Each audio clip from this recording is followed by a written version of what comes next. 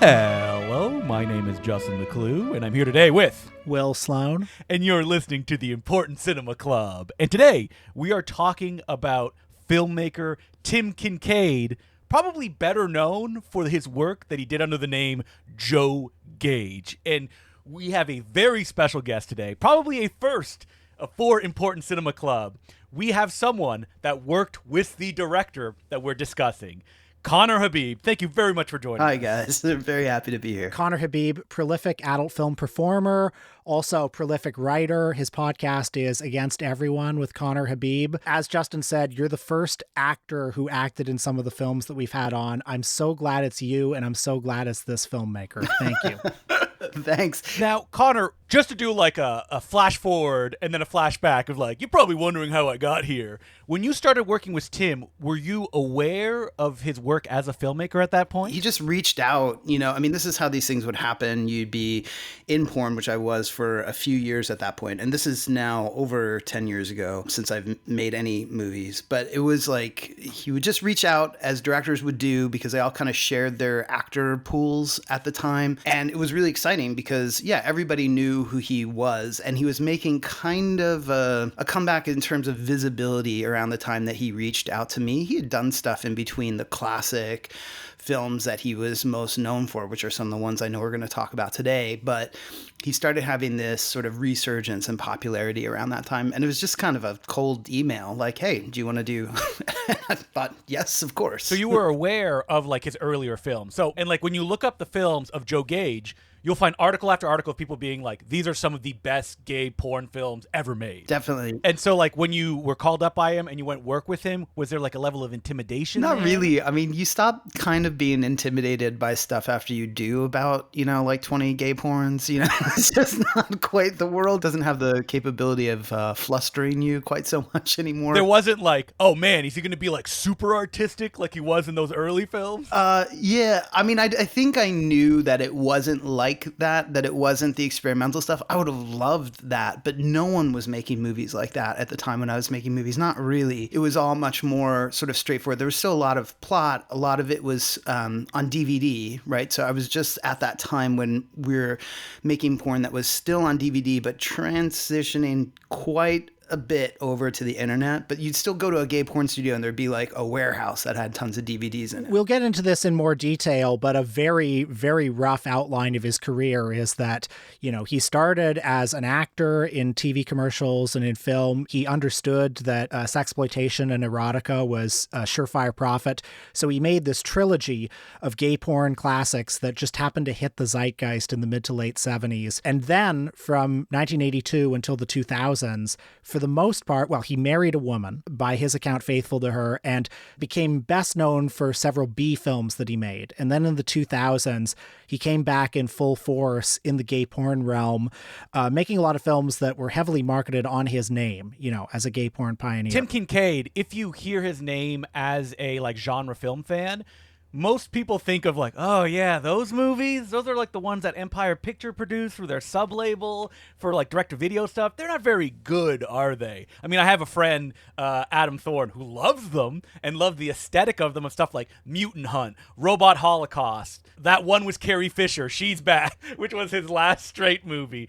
But like looking back on them, I think they're actually really fun. And I feel that like even in the book on Empire Pictures that was published, Empire of the Bees, they're so hard on those movies, like very snarky early internet reviews. But you watch them now and you're like, oh, this is a guy that was bringing the aesthetics and style of, or more the working method that he used during his porn films and was applying them to these genre things, which means they're a lot more entertaining because he knows what he needs to deliver in them. I mean, I think that's such a great way to describe it. It's something I was thinking about when I watched The Occultist in preparation for this show, which I tried to describe the plot for that movie, but there's about 10 plots going on at once. There's something like a cyborg bodyguard that you don't know is a cyborg until he shoots people with his dick.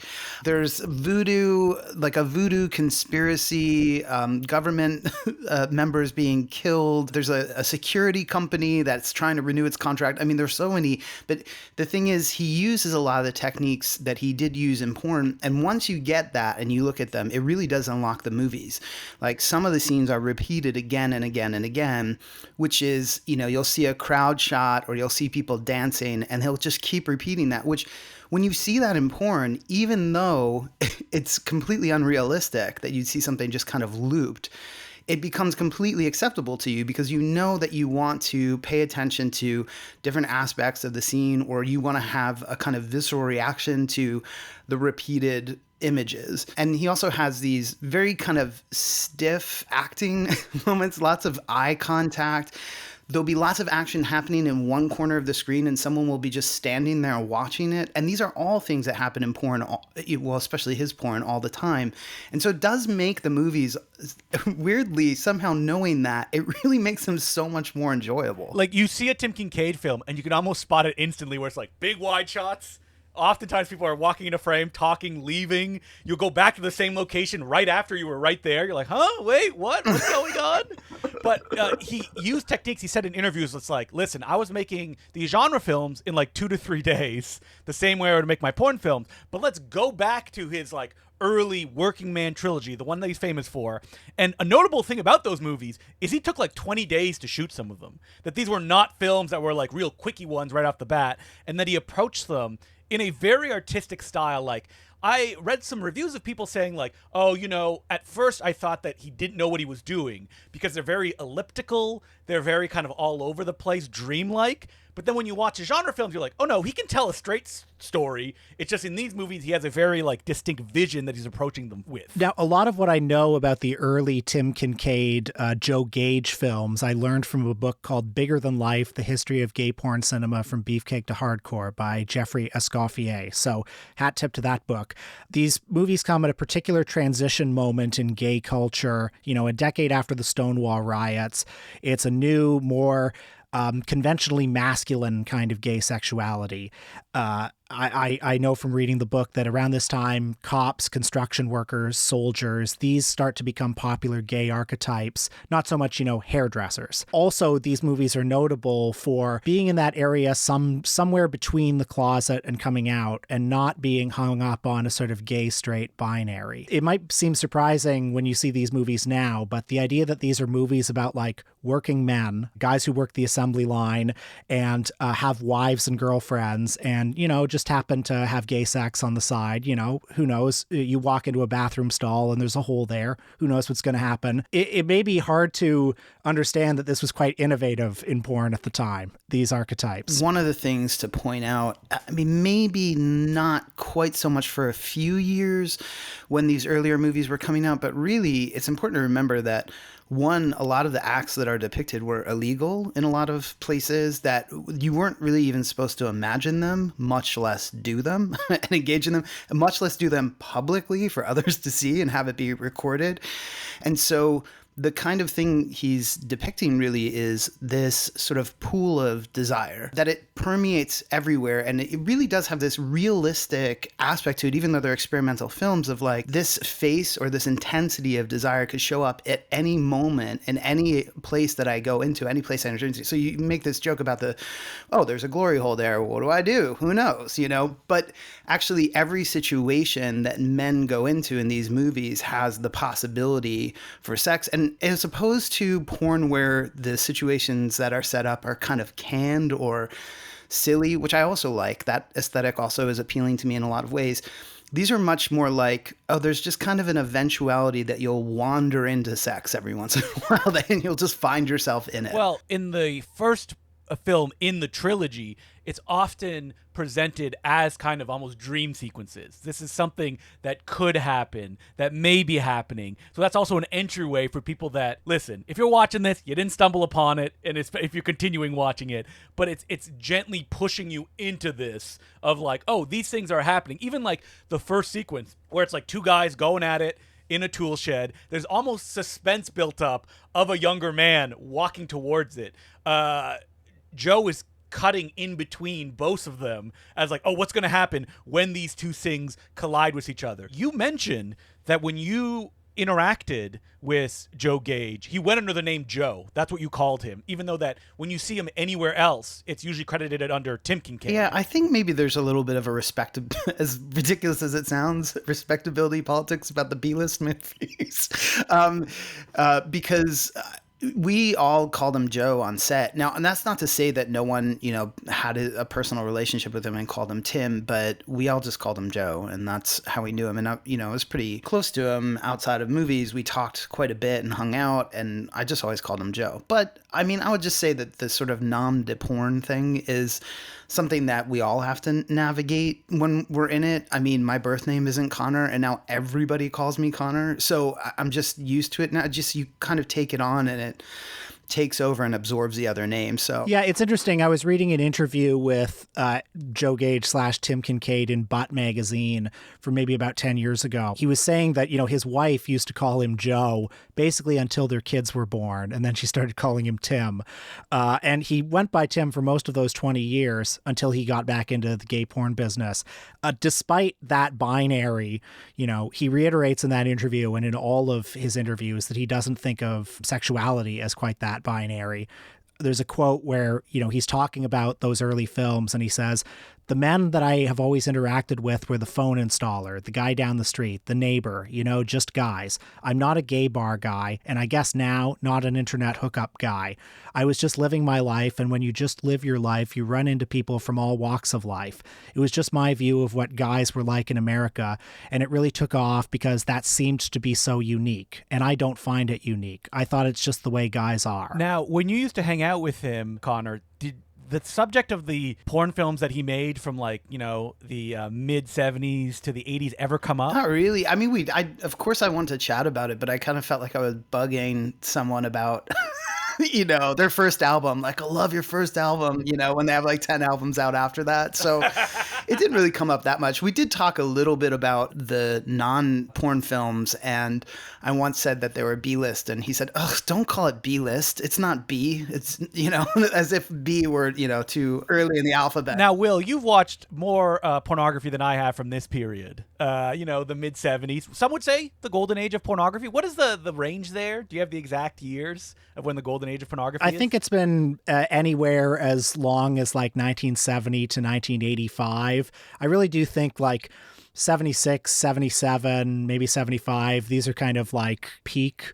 But basically, kind of while they were still shooting on 35 millimeter film and before video entirely took over, the so-called like Boogie Nights line. And would you say that this trilogy, so LA Tool and Die, El Paso Wrecking Corporation, and Kansas City Trucking Corporation, are different than what you would usually see from, the porn factory from this period? Well, I mean, they're certainly very artfully shot. They're beautifully edited. They're very atmospheric. They're very beautiful, frankly. I was not surprised to read an interview with him later where he said, he said in an interview, and not to say that there's not a lot of anal sex in his films, but he said, and I'm paraphrasing, "I don't find anal sex all that cinematic. I'm much more interested in the penis." He thought that gay porn, and frankly, all porn really, is about worship of the penis. And you definitely see that in these early films, which are extremely penis-centric. Lots of like low shots, staring up at it, making it look huge. You asked me how I would compare this to other porn at the time. I mean, I don't want to be the guy who compares everything to Wakefield Pool because he's just like the most famous guy from that era. The obvious difference is, Wakefield Pool, to the extent that any gay porn could be like referred to in terms of respectability politics, he's probably the closer one. His films are frankly very sensual. They're very romantic.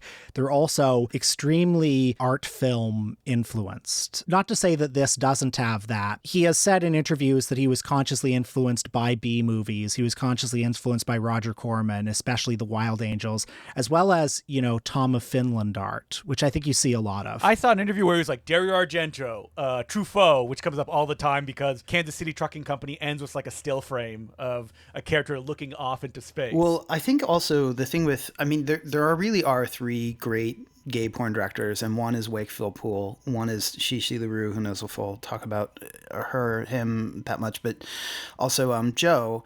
And the difference between Wakefield Pool's movies and Joe's movies really is like the Wakefield Pool movies have this real sort of glittering, heavenly, almost melodramatic fantasy life to them. Old Hollywood. Yeah, exactly. And Joe's movies have this real, we're inhabiting the consciousness of lust and sex. And I think that that's just it creates such a different effect for the viewer.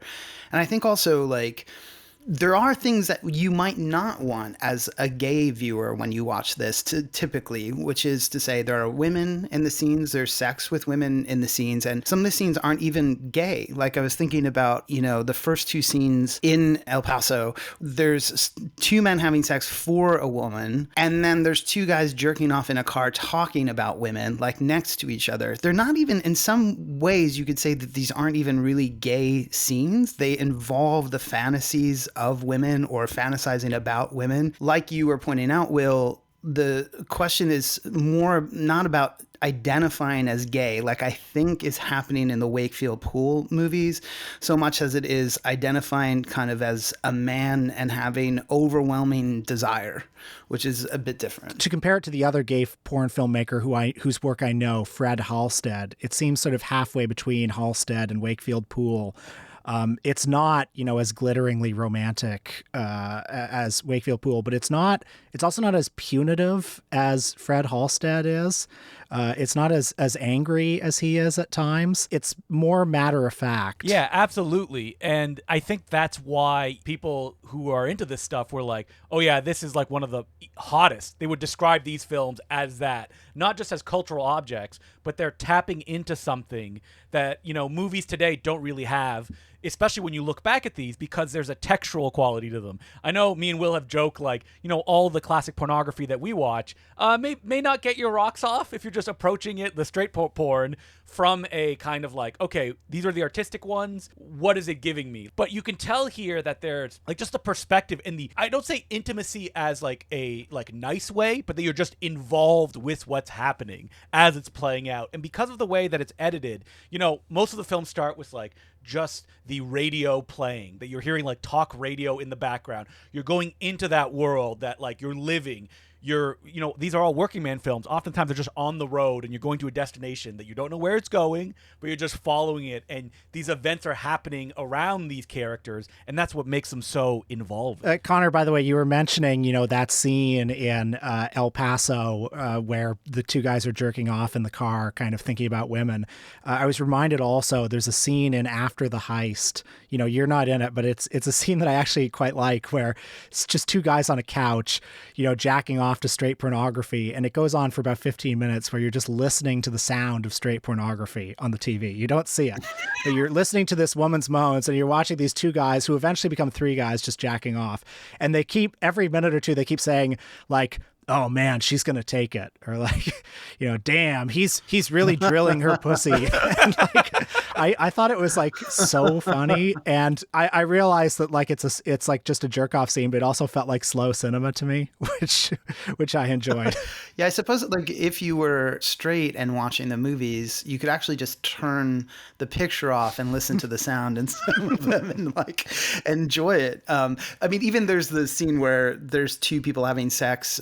A man and a woman are having sex in LA Tool and Die, and someone's, a guy's watching them and jerking off, in the distance. And that's one of those great moments, I think, in Joe's movies, but I just think it's a great expression of what he was talking about in that interview, where it's like, well, of course, straight men have to ask themselves a question, so do straight women, but straight men have to ask themselves a question when they watch porn, like, what do they do with the fact that there's a dick? And like, porn in some ways, all heterosexual porn is like extremely gay. And I know that that's like something that really, some no-fap, like alt-right cuckoos will say also as well, like, porn is turning you gay.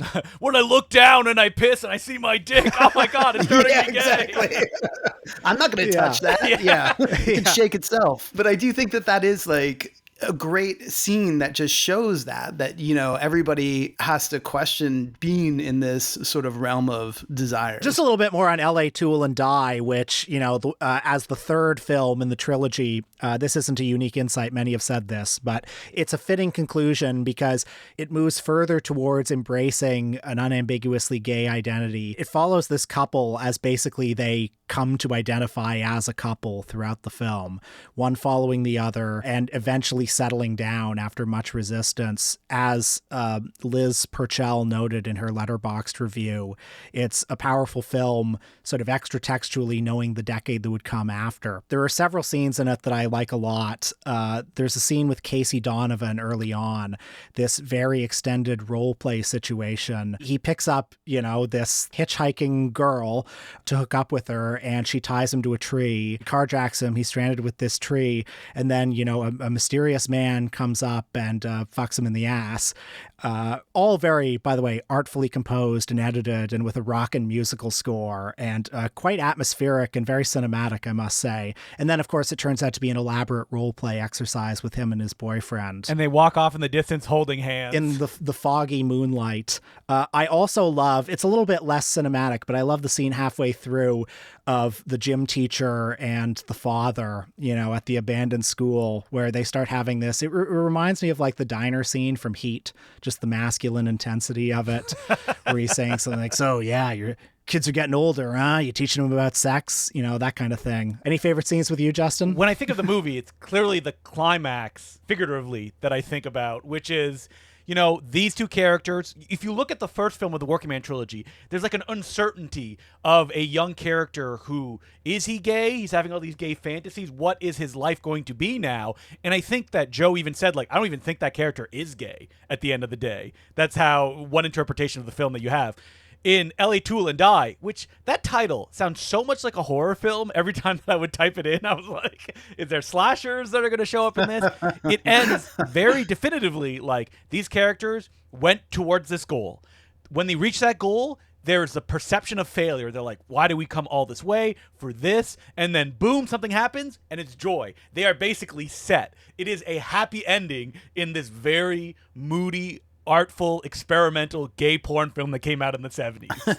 Which it's funny because it's sort of the opposite of Bijou by Wakefield Pool, where the movie starts by someone getting hit by a car, and that unlocks this realm of desire because someone finds in the scattered contents of a purse an invitation to this weird theater where all the sex is happening. So it's true. It's like this is sort of inaugurated by this horrific gun handcuffed to a tree. I mean, I know that's a little farther along in the movie, but and then it ends with this sort of happy ending.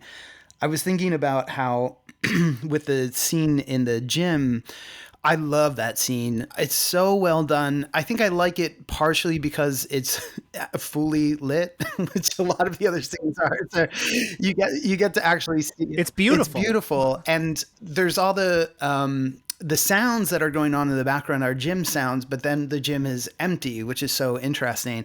And that's something that I think comes up again and again also in Joe's movies, where the implication is that sex is happening in every place that you're not looking. And if you want to go looking for it, it'll happen to you too.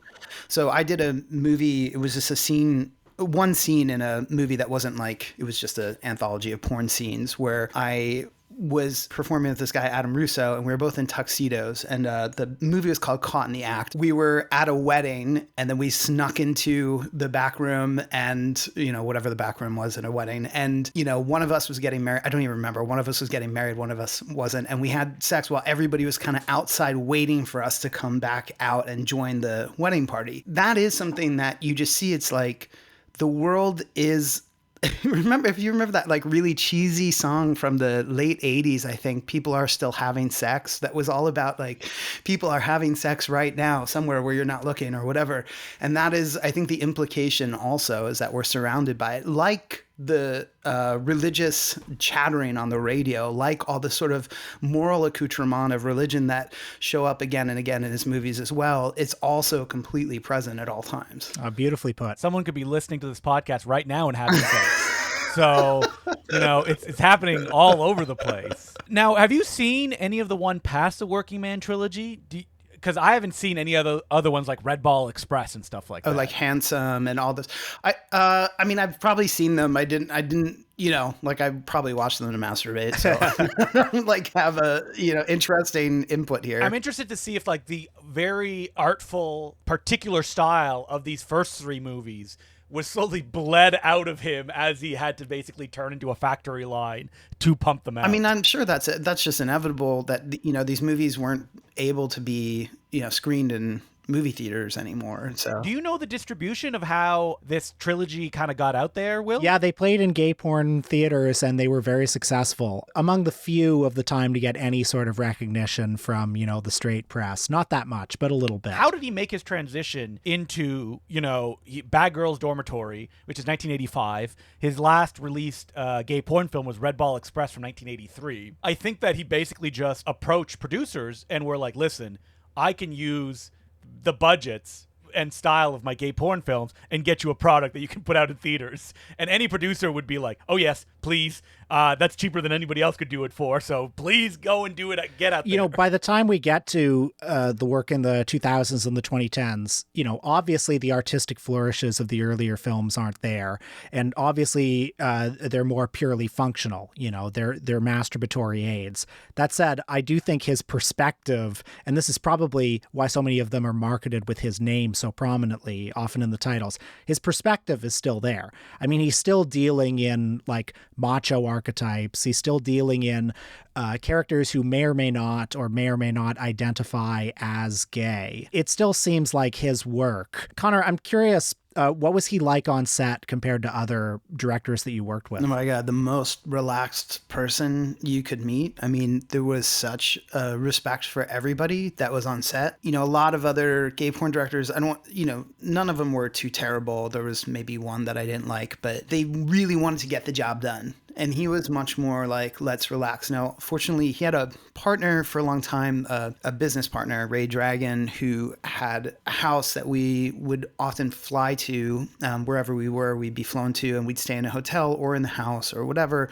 and we'd shoot over the course of a few days, which also was quite unusual because I was used to filming in LA or in San Francisco, where you just go onto set and then you'd film and then you'd leave. This was much different. It was an extended experience. We all got to sort of hang out and know each other. A lot of us, used in multiple scenes. So you'd be also sort of generating that connection and the intensity, knowing that what was coming the next day, like who you're going to be with and all that. And one of the really interesting things about working with him was that you might be able to gather this from the older movies, but not the newer ones so much, was that the sex scenes were very quick.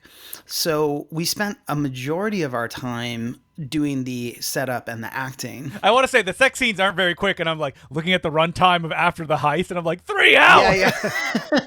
Even that, the sex scenes were what you see on the screen for the sex scenes is almost the length of the sex that we had, which is opposed to, say, if I was working with a studio like Raging Stein, you could shoot for hours for one scene. Some of these studios would have you work for you'd be having performing sex for 16 hours. I mean, it was just wild. I mean, me and Will, we've been there, right, Will? Sex for 16 hours. Yeah. Tantra, baby. With hard-ons. Yeah. But yeah, I mean, it was always really like a trial of the body for a lot of the others. Now, it was working with Joe too, because you had to have sex a lot over a course of a few days, but it was really the dialogue. And part of this, you had a script. How long is this script for this 3-hour movie? Oh gosh. I mean, I think it probably was around 30 pages. So instead of 90, because there were cues for him and the crew and everything.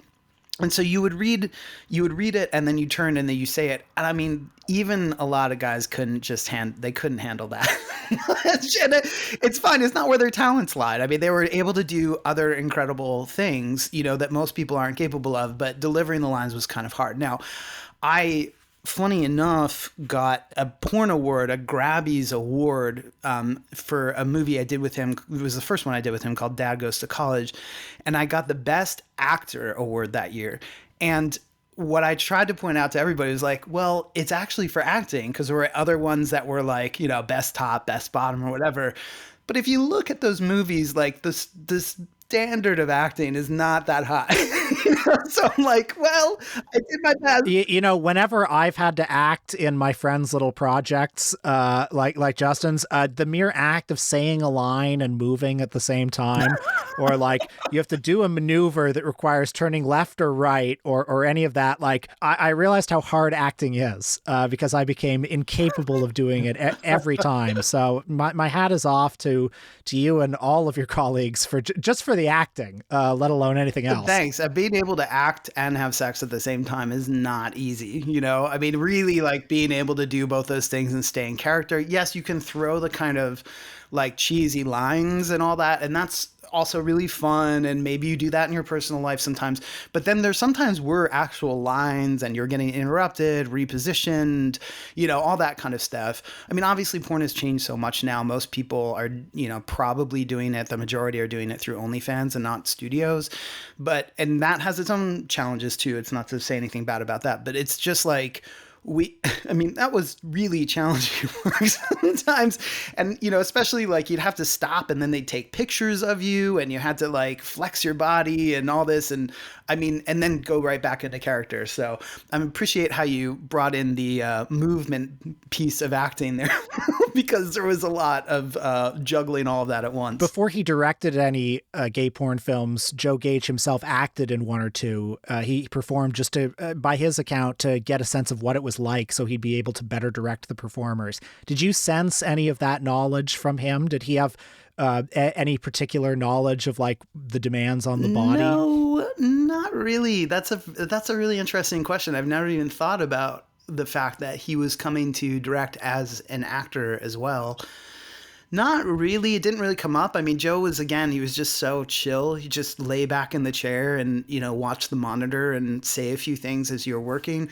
Mostly he would come in. You know what? Actually, I think there was one thing. He would do run-throughs with us, you know, of all the lines. And he would tell us who the character was and what kind of person we were and that sort of thing. And so I guess some of that came in. You mentioned when we were talking about what film that you were in that we should watch for the podcast, you're like, listen, there's these dad movies and they're very popular. Some would say they're some of the most popular gay porn films. Do you know why that is? Like, if I watch it, I could not like single that one thing out. What do you think was like the Joe Gage magic that made these as kind of like, you know, long-lasting and popular as they are? You know, I honestly think it's more just to do with the content where, you know, there are lots of laws around being able, I mean, this is just, to me, completely preposterous, but there are distribution laws, especially in the UK, about being able to say that in a porn, you are having sex with a family member, obviously not a family member, but someone portraying family members. Now, without getting into any, and I know you guys wouldn't anyway, but without getting into any sort of like political heated discussion about that, of course these things are permissible in all other movies that even could be about lots of sex, but just don't show penetration. So I mean, really, like the difference between like legal and not legal is like, you know, what, like 6.5 inches. But it's like you have these laws against saying dad instead of stepdad, which is why stepdad and stepmom and all that are such like pop, and daughter-in-law and all that are always in all these movies. Joe was just like, fuck it, I don't care. We're just going to have like dad, son, dad, grandson. And of course, these are, I wouldn't necessarily say that they represent incest fantasies in people that are watching them. I think that they give cues to certain kind of language, certain kind of image, certain kinds of camaraderie and intensity of bonding between people. And I think that that's what people really responded to, because I got tons and tons and tons of emails after doing, I mean, I still get them actually to this day. And that was, you know, over a decade ago, for doing, you know, Dad Goes to College, which is Alan Silver played my father, and I had sex with him in 2 scenes. And then in Dad Goes West, which is me and Alan Silver and Scott Reynolds, that scene was massive, because Scott Reynolds was like the grandfather. And I think that that's part of it. I mean, it definitely has to do with Joe Gage holding the tension between the characters in a lot of ways that makes it seem, I think actually decreases the investment in it being a kind of real familial relationship and putting it into this almost the kind of hard-boiled, ridiculous kind of language he uses, especially in the later films. Whereas in the 70s, some of this language like drop trow, bud, might sound realistic almost in a way. When you make a film in 2010 or whatever, or 2011, that kind of language sounds really sort of phony, and it gives a little bit of distance that I think allows for it to really exist as fantasy. Now, I'm just saying all this right now off the top of my head. If you ask me this in a week, I might be like, I don't know what the fuck I was talking about. But I think that's part of the popularity of these, for sure. And also, just to say one more thing, I think it's also the sexual presence of much older men. It's not just who we generally think are hot, the kinds of men we generally approve of societally as hot, and not even just the sort of older to John Hamm, kind of tipping over to that age, but even beyond that. And I think the permission to find people who are older, sexual and sexy, I think that was really exciting for people as well. Well, actually, I saw an interview that you did in preparation for this where you mentioned that, compared to the previous generation of adult film stars, you yourself didn't fit that mold exactly. Your body wasn't like that. You come from partly Middle Eastern descent. Could you talk a little bit about kind of your own path to stardom here and like what you've heard it was about you that sort of appealed to audiences? Well, you tell me, guys. No, I think... My hands were busy. I couldn't take any notes. It's funny because I haven't talked about porn for so long. I used to talk about it all the time. And it was such a huge part of my life, especially for 10 years, and then doing sex worker rights advocacy. Now it's just kind of not a part of my life, which is part of why it's so fun to talk with you guys about it. I had wanted to be in porn since I kind of knew what porn was, especially after, I'd only really seen straight porn when I was much younger because that was all that was available. And I remember having that realization that it was a job and being like, why would you do anything else? This makes no sense to me. So at a certain point, I moved to San Francisco. I was actually an English lecturer and at University of Massachusetts and Western New England College and creative writing teacher.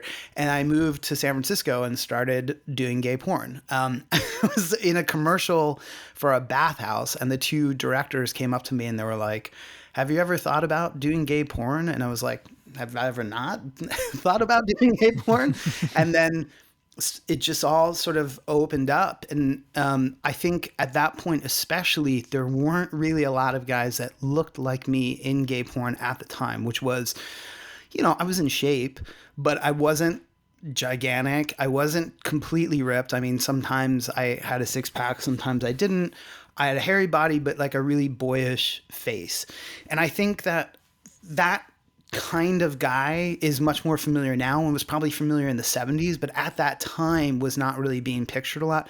Plus, being Middle Eastern, my father's from Syria. There was no representation of Arab people in porn at all at the time. And I think all those things started coming into make me recognizable. But then, the thing that really, I think, cemented my position there and, recognition, recognizability, was that I started doing things that they were either outside the sphere of porn and related to porn or sex work in one way, or just completely outside of it. Like, I started writing a lot, posting on my own blog, but then also on online magazines. The first thing I published was like a philosophy essay about time, but I used my porn name for that.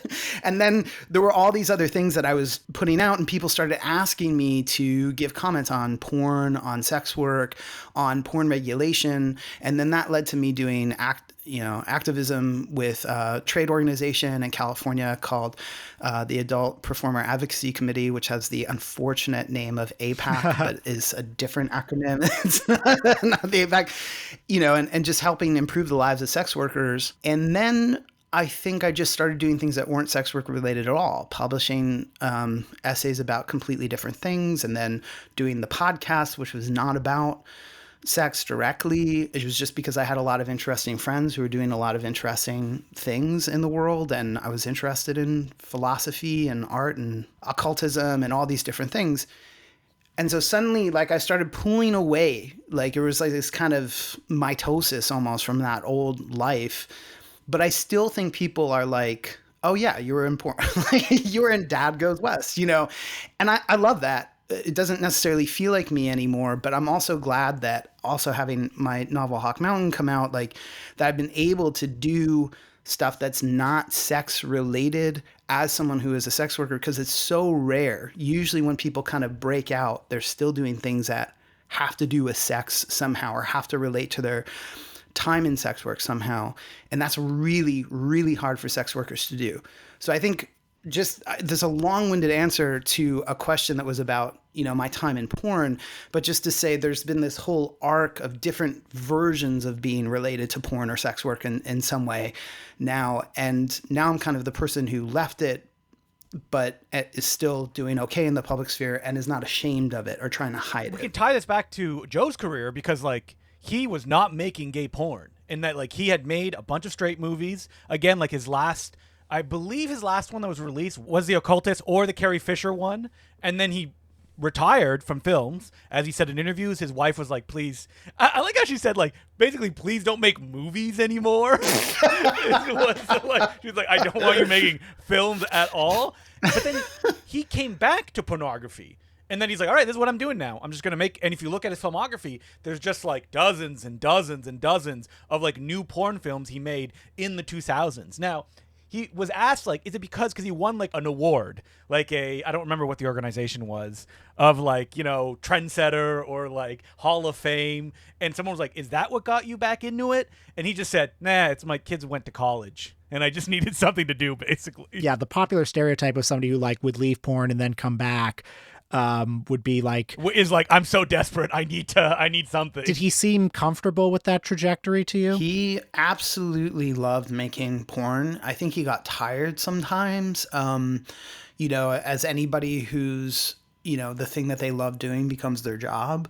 I remember him saying to me, like, you know, I just want to make my stories. That's what he would call them. I just want to make these stories. Yeah. That's true about a lot of people who are in porn, even though, yeah, there is that stereotype, particularly with performers. But I remember Shishi LaRue, who I'd mentioned before, I remember saying to him, like, well, or her, whichever gender he prefers that day, you know, why don't you make like a mainstream film? And I remember saying, I don't want to make movies. I want to make porn, you know? And I just remember there's just like, you know, a lot of people have a real allegiance to this form that's completely, you know, misunderstood, of course. We have that weight on our backs, right, Will, that we talk about pornography like 3, 4, 5 times. And that if anyone recommends us, they're like, oh yeah, the guys that talk about porn. And we're like, yeah, I guess that's who we are now.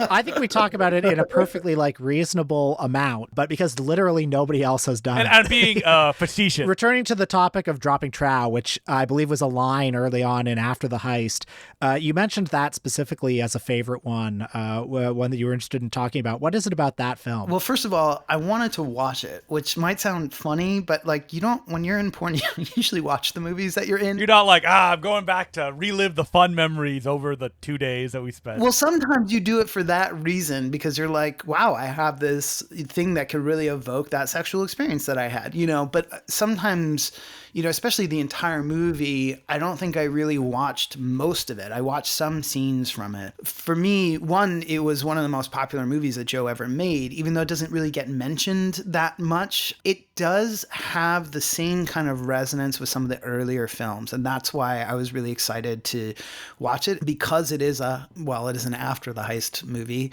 And it's got all these sort of scams and, you know, double crosses and stuff in it. It has that hard-boiled language that he uses in an appropriate way. It seems sort of gritty and a bit almost canned, but in a really fun way. And even though it has these kind of cheesy setups, they're all, I think, pretty erotic, actually, like pretty successfully erotic in a way that you don't necessarily see in those porn setups. They all kind of are establishing the relationships and the tensions between the characters who are in some ways kind of fleshed out. I mean, there is a real kind of goofy tenderness between me and my brother-in-law, who's played by David Anthony in that movie, that I think is just, it comes across as genuine. I mean, when you watch the movie, I want people to be clear as people, this film is 3 hours, and you can probably guess what that 3 hours is composed of. You mentioned earlier that some of these movies, like compared to, a lot of San Francisco shoots, like, you'd go to a location and spend time together. Like, is this an example of that sort of thing? It's a great example of that. We spent a few days at this house in the beautiful woods there. A lot of it shot by a river, the water, in these sheds, all that kind of stuff. And it just has it also just felt like going on vacation with a bunch of guys that you were going to have sex with. For anybody that doesn't know what that feels like. One of the other things I want to say about this movie is something that people miss in Joe Gage movies. They're really funny. There's a lot of lines that just break. There's so much tension build up that a lot of lines can break the tension even if they're not meant to. So like when I say drop trow in this movie, or when it said, did I say it in this movie? Yeah, you did. You did. Yes. But yeah, okay. When I say drop trow in this movie, it's this funny moment that breaks the intense back and forth close up shots of my face and the other performer's face. It's like was it El Paso where people are having sex and then it just breaks with the harmonica kicking on. And you're like, what? Suddenly the harmonica music is bursting through the movie. And I love that kind of relief. It's not necessarily supposed to be comic relief, but it's not supposed to be hammy either. It just works on its own somehow. Now, you, as you mentioned, were good friends with Joe during this time. Did he talk about other projects that he had on his mind? Did he have this ultimate passion project he was aiming towards? I don't think so. I think he did definitely think in terms of continuity. So there was another Dad movie after Dad Goes West, but it was it was kind of made by new people. I don't know how much people think of that as a Joe Gage movie. We'll probably have to ask Alan Silver, who was in all the Dad movies, how much it fits in his mind.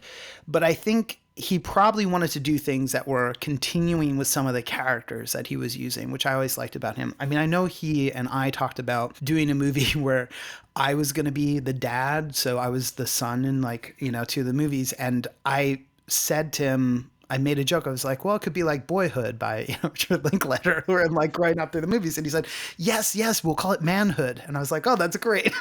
So I mean, I think, he definitely, and we're going to work on that project. And then he kind of just, say disappeared, but he's kind of off grid now, and just didn't really make that many movies after that. I did a few scenes and went back to being able to do scenes without condoms because of the advent of Truvada pre-exposure prophylaxis, being able to block HIV transmission, and also people being undetectable. He was able to use that now for a major studio, which he hadn't been able to do really since the 70s, or hadn't wanted to, or didn't feel like he could ethically.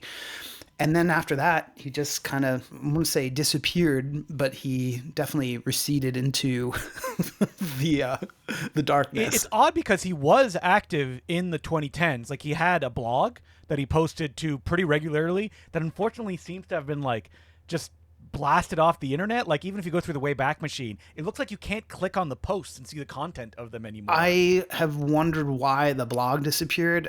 My best guess is probably just because he didn't keep it going and he was paying a fee and they just reclaimed it. That's usually what happens with a blog like that. But yeah, it just wasn't there anymore one day. And he would always sort of theme each day that he would post.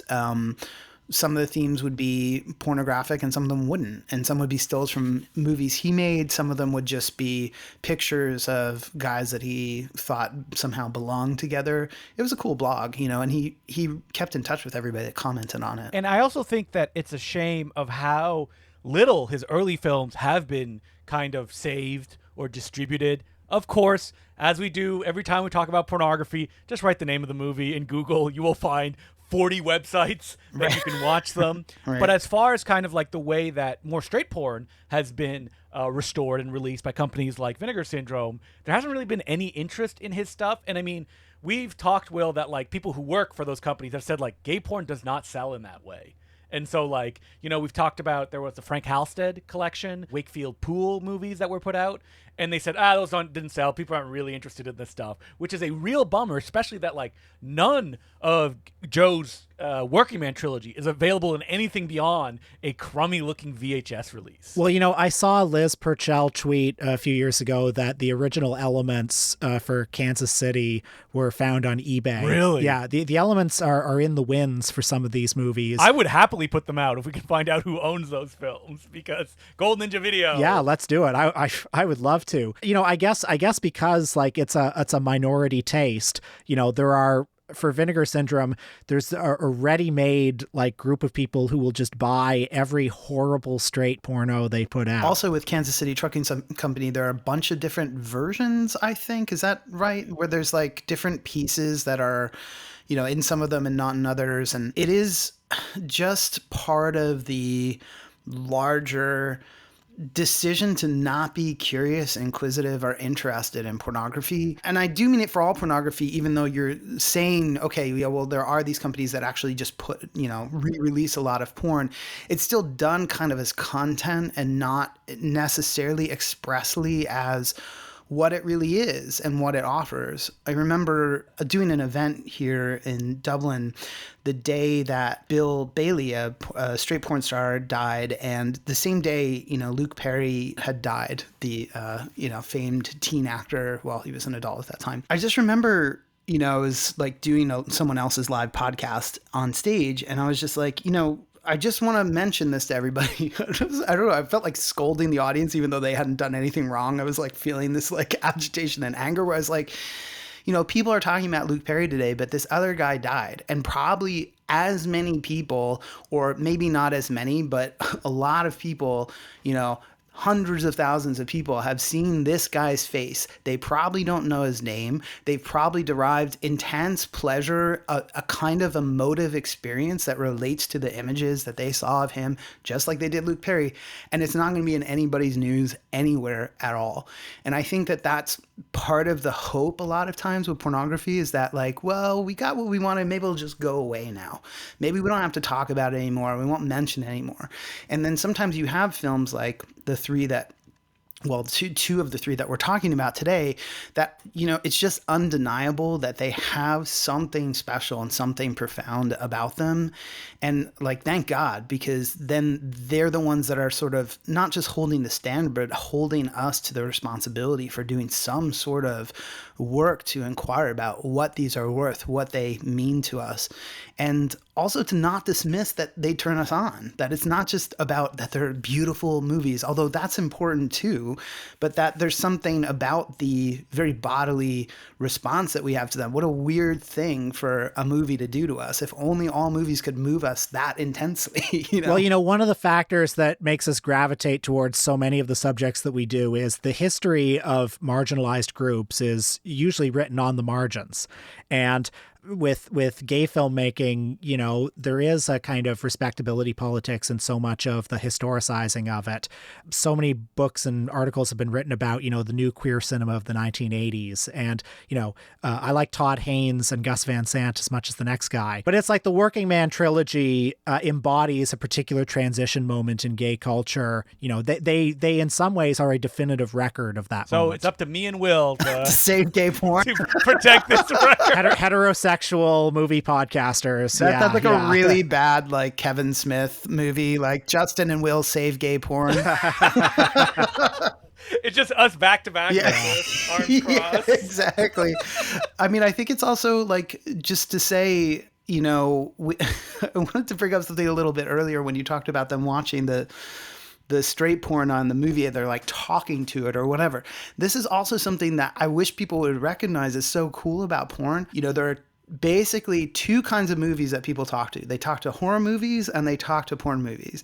And when you watch a horror movie, you say, don't go in there. And when you watch a porn movie, you say the opposite, right? Yeah. So you shout, you shout at the screen. But the reason why I'm bringing that up is, again, just to say, like, these two kinds of films are the ones that elicit the most intense responses from us in a bodily way. And they're both completely stigmatized. Obviously, porn is much more hyper-regulated, but horror also used to be hyper-regulated related as well. And so I think kind of seeing how those two things relate historically is really important in terms of also maybe like pathways towards preservation. Yeah. Thank you very much, Conner, for that enlightening discussion. I will say as well that Liz Purcell, who has written many great articles about Joe, does commentary on Mutant Hunt. And it's like probably the longest kind of like exploration of his career and how he got to that point.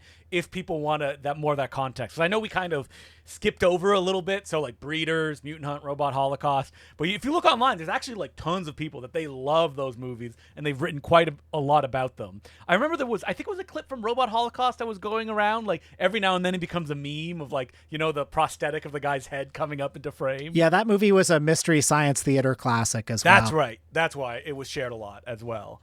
And you get the sense that when Joe was asked about it in interviews, like, I don't want to talk about it, because that's what like people associate him with that. He's like, can we talk about the gay porn films, please? Not specifically the thing that showed up on Mystery Science Theater 3000. Can we just talk about my porn past? So as per usual, you can send us letters at importantcinemaclubpodcast@gmail.com. We're keeping Conner hostage here as we read some letters. No, yeah, please. I love to hear the letters. So our first letter is from James, and he says, Dear Justin, time for the double feature or will be early. Wow, I think that's the first time someone just in time for the double feature put a joke in the hello of the email. I get it. Yes. Yeah. It was a thinker. I would like to thank you for recommending that I check out my local independent screenings. It turns out there is a small theater in the basement of the local Natural History Museum that is regularly used for this purpose. They primarily show political documentary films, but there's still a good mix of lesser seen pictures. Because of your recommendation, I got to see Hundreds of Beavers with a packed audience, watch the 20th Century, and personally ask Matthew Rankin, who's the director of the 20th Century, have you gone too far? He hasn't. I love that movie. Have you seen that yet, Will? The 20th Century? No, I'm ashamed to say I haven't. How about you, Conner? Have you seen that one? No. I would highly recommend it. It was a film that played Midnight Madness, and it's the reimagining of the formative years of Canadian Prime Minister William Lloyd Mackenzie King. Oh, right up my alley then.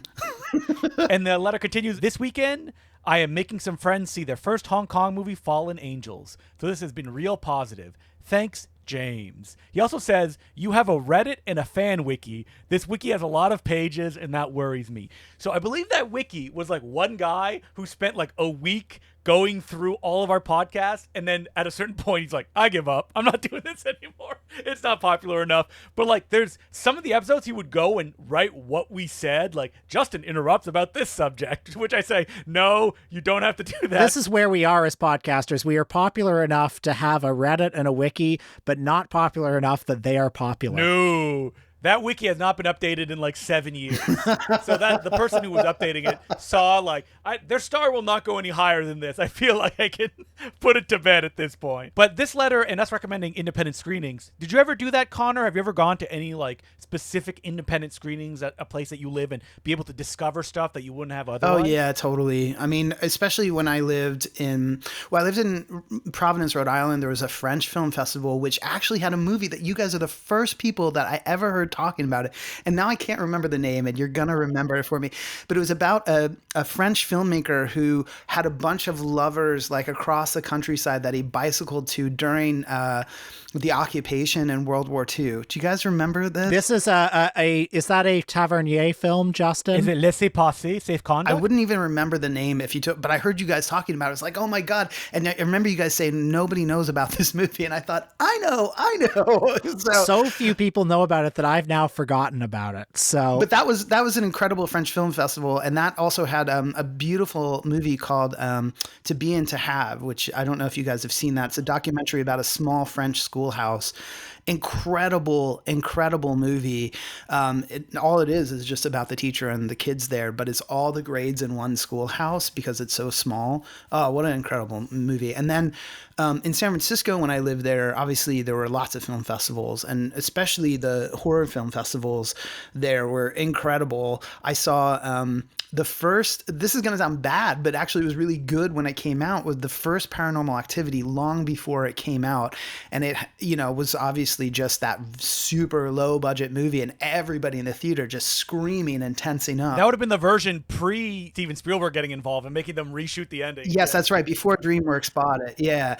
And then when I lived in LA, of course, there was plenty going on there. And one of the best things I saw there, I wish I remember who put it on, but there was some sort of event series, and one of the things that they had were archives from Larry Flint, where they played his, archives of clips of him and things that he had, and then he showed up in his golden wheelchair and talked to the audience. And that was actually a theater I really wanted to do, like an event series with Wakefield Poole when he was alive, Joe and Shishi, and just show their movies. And I have some emails back and forth from Joe and Shishi on that. I never got in touch with Wakefield Poole, and then he died. But just to show, all of that would have been incredible. Will, I want to ask, because Conner brought up like a French film festival. I'm always kind of amazed by those like mysterious film festivals that are like country based, where it's like the Italian American Film Festival, and you're like, are these? Well, Justin's referring to one in particular that's here in Toronto called the Italian Contemporary Film Festival, which we were obsessed with for a little while because there was this local like Italian business magnate who kept making these bad gangster movies where he would hire like James Caan and Chris Christopherson. That may or may not have been money laundering operations. Listen, we're not one to say. All that happened with him was he had these movies that had billboard ads all over Toronto, had full-page newspaper ads on TV, and then his billionaire patron was murdered brutally under mysterious circumstances, and then the movies, we didn't get any more movies from this man. But if you have like in your town, if you can find like a Japanese film festival, a Chinese film festival, if you go to those, you will see movies that may not ever even be released. So our next letter is from Bram, and he just asks, love the show, but I'm going to jump straight into it. I heard a story on the Film Comment podcast that made me think of you. Now, fair warning, this has a bunch of names from the avant-garde world that may or may not ring a bell. I mean, there's one name I know I recognize instantly. It was the 1960s in New York, and experimental filmmaker Nathaniel Dorsky was working on an educational film down the hall from none other than Joseph Sarno. Who's Joseph Sarno, Will? Joe Sarno was the Ingmar Bergman of softcore. Such films as All the Sins of Sodom. He did hardcore as well. According to Dorsky, his partner Jerome Hiller, also an avant-garde master, had great admiration for Sarno. Cautious admiration, he corrects. Hiller was visiting Dorsky one day, and while he was there, he got to speak to the director down the hall, who was cutting Red Roses of Passion, a classic Sarno joint. Hiller then convinced Sarno should check out the film Twice a Man by Gregory J. Markopoulos. Twice a Man is a psychosexual queer drama that features a lot of single-frame flashes, a staple of Markopoulos' work. Its editing regime is quite abstract, and it somehow also features a young Olympia Dukakis. Have you seen that movie, Will? No, I have not. In fact, Gregory Markopoulos is a bit of a blind spot for me. I have seen Red Roses of Passion, though, of course. And I give it 2 thumbs up. How about you, Conner? Have you ever seen any Gregory Markopoulos? No, Markopoulos is a bit of a blind spot for me. But I have seen Red Roses of Passion. When Joe Sarno screened Red Roses of Passion for his producers, read the Mafia, they loved the film, but said he should fix all the mistakes in the edit. Apparently, Sarno was so inspired by Twice a Man that he recut his film to feature expressionistic flourishes like single flashes of roses and thorns. I love the idea of Sarno seeing an avant-garde film like that and being so inspired by it that it changed his own film. So, to add a question to this, what's the strangest crossover event that comes to mind for you? What auteur had the most unlikely crossing of paths and inspired each other in the process? We'd love to hear some tales that stuck from all those biographies you two read. Cheers, Bram. Well, I don't know if this was a particular inspiration for either auteur, but there's a 1952 New Yorker article by Lillian Ross, or is it Lillian Hellman? One of the famous Lillians. She wrote for the New Yorker, and it was an article following around Charlie Chaplin as he was, in New York at that time, right before he was denied re-entry to the United States, actually. And Charlie Chaplin was reflecting on all the time that he spent in vaudeville in New York and, all the times he'd visited over the years. And they were walking along 42nd Street, and he saw a theater where the marquee said, Bela Lugosi meets a Brooklyn gorilla. And in the pages of the New Yorker, Chaplin just sat there sort of musing on that title, Bela Lugosi meets a Brooklyn Gorilla. I like to think that, the auteur of that film, William Bodine, maybe inspired Chaplin in some way. Maybe he remembered that. So that's going to be my answer. My answer is also writing by Lillian Ross. Thank you for sparking that in my mind, Will. There is one of the best books about movies is called Picture. It's Lillian Ross following around John Huston as he shoots The Red Badge of Courage, which was a big movie that was famously butchered by the studio. And it just kind of like follows how big an idea John Huston had that he shot and why it ended up the way that it is. In that book, there's a famous story where John Huston saves a guy who's having like an attack and he takes control. And it mentions his assistant at the time was a man named Albert, introduced as Albert Band. And I went, wait a minute, Albert Band? Could that be father of Charles Band of Full Moon, a.k.a. Empire Pictures, who produced a lot of Joe Gage's films that he made? And it is, in fact, a young father of Charles Band that worked very closely with John Huston in Hollywood early in his career. And then he would go direct such pictures as Zoltan, Hound of Dracula. I think he also did Ghoulies 2. Very bad movies. But I like to think that John Huston, he rubbed off a little bit on Albert Band. And, it led to the career of his son, Charles, as well. Yeah, what is the most famous Albert Band movie? God, Prehysteria 2, The Tramplers. He also did Hercules and the Princess of Troy. Oh, yeah, and he co-directed some spaghetti westerns. Oh, and I Bury the Living. Beautiful film. I just read Picture, actually. I literally finished it last week. And so good. I mean, it's an incredible book. And I want to say this is not exactly an auteur crossover, but I wanted to talk about how I was really obsessed with my whole life Susan Sontag. And it led me to read a sort of okay book, I wish it were a bit better, by Craig Seligman called Sontag and Kael, which is about Susan Sontag and Pauline Kael. The reason why it's only a sort of mediocre book is because he clearly deeply dislikes Susan Sontag, even though he keeps reasserting that he really likes her and was friends with Pauline Kael. So it really falls on Pauline Kael's side. And you kind of get the idea that he would be great writing a book about either one of these, but he has no business writing about both of them at the same time because they also kind of have nothing in common in spite of how much he tries to force it. Some of his insights are really brilliant. However, what that led me to was trying to find podcasts that were about Pauline Kael. And where did that lead me? To my first listen to the Important Cinema Club, where you guys talk about Pauline Kael. And I was, first of all, loved the episode. I loved the pool quotes, the sort of nasty things that she said that you guys brought to light. And I mean, I loved it. And then I was also like, who are these two guys with the funny voices? And so then, because you guys both have really great voices. First of all, you said everybody probably knows that who listens to the show. But then I just started listening all the time. So although that's not exactly the kind of crossover that's being asked for, I thought I'd share that with you guys. Oh, well, thanks so much. And I'm shocked if you search Pauline Kael, we're one of the first things that come up. I feel that that's one of the ones that we're like, do we need to do Pauline Kael? Hasn't she been talked about enough? But see, that's the gateway into like a subject that people know. And we came, so I'm glad about that you were able to find us that way. Even though I feel like we were pretty hard on Pauline Kael, weren't we, Will? I can't remember. It was so long ago, but I mean, you were. Yeah. Okay. Yeah. We get a lot of our listeners just from people like searching names of filmmakers and finding that we're the only people who've ever done a podcast on them, which could very well happen today. I mean, Joe, if you're out there, reach out to us, importantcinemaclubpodcast@gmail.com. Like Conner would like to hear from you. Joe, reach out to me first, please. First. We would love to talk to you. I have a lot of questions about She's Back, your Carrie Fisher film, so we can get right into that. There's an interview he did where someone's asked, like, do you have any stories where you, like, wouldn't get sued if you told them about Carrie Fisher on She's Back? And he said, no.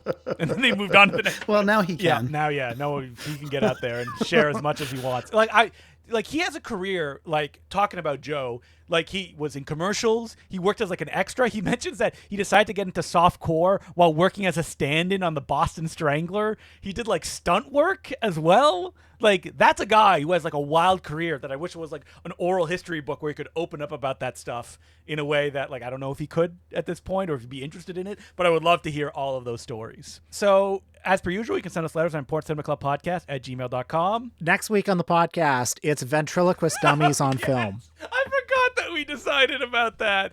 Ventriloquist dummies on film. We're going to have all your favorites. Paul Winchell. Edgar Bergen. Anyone else, Will? Charlie McCarthy. We're going to talk about Mortimer Snerd. We got to get a third, and we're going to. Should we talk about Richard Attenborough in Magic, or do we want to go for something a little purer, more pure than that? I want something more pure. I want a ventriloquist on screen doing his act. Not like this. The episode's not called Ventriloquist Dummies. It's ventriloquists. Got it. Okay. That's who we're interested in. So that's what we'll be doing next week. So from Joe Gage into a subject, usually we like to do like on and off, ones that it's like, oh yeah, this will get the listeners. Ventriloquists. That's what's going to bring in the new guys to this podcast. I can't wait to do that. Thank you again so much for joining us, Connor. It was a delight to be able to talk to you. For me too, guys. I really just have been looking forward to it since we agreed to do it. And it's just great to be on a show I love so much. So until next week, my name's Justin Decloux. I'm Will Sloan. Thanks for listening. As per usual, I would like to thank some of our new Patreon subscribers, who include Maxwell Dickinson, Poor Sailor, Hernan Perez McKay, Forrest, Matthew, Nolan H., John Pat Taffpat, Primrose Pass, David B. Hobbs, Andy Rothwell, Nicola Preet, Joey Bigley, Robert Musker, Anthony Warb, Chamberlain, Sean Hawkins, and Thank you very much all for becoming patrons. We would not keep doing this without you! Connor, you mentioned being in touch with Shishi LaRue, someone whose work I'm not that familiar with. Could you talk about, and I checked Wikipedia to get the gender identity, currently identifies as he. Could you talk about, your interactions with him? Yeah, I mean, Shishi's pretty legendary as a director who came to popularity during, I think, really the 90s, when there was a certain kind of gay porn performer that was... just what I mean by a certain kind of body, a certain kind of look. And Shishi really popularized that, and also is famous for being someone that first demanded using condoms on set for all scenes, at a time when obviously performers in both sides of in all aspects of the industry were in danger from HIV contraction and transmission. And so really is the one that also popularized condoms in gay porn.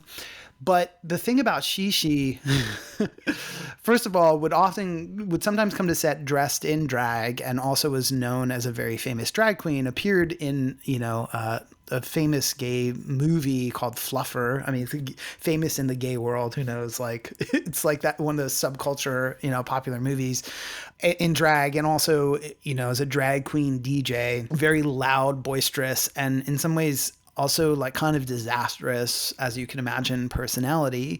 When you would work for Shishi, it would just be like screaming at you the whole time, but I don't mean in a mean way, just really excitable, like, now grab that dick, now smack it on his face, now do it 3 times, now spit on it, now just overwhelmed, like shouting, and then somehow managed to remove all that from the soundtrack. But also, like, somehow, and this is what everybody says about Shishi, Shishi could phone in a scene and it would still look incredible. One of the reasons why it'd be hard for me to do a whole episode on Shishi like we did with Joe is actually the quality of what's good about Shishi's scenes is really hard to pin down. There's just something about it. And that's what everybody, I think, would say about Shishi. It's like, there's got something there, but what is it that makes everything feel so intensely felt when you watch the scenes? And almost as if, I don't know, like somehow you're in the club or in the scene with everybody in a way that it just feels so much more shockingly present.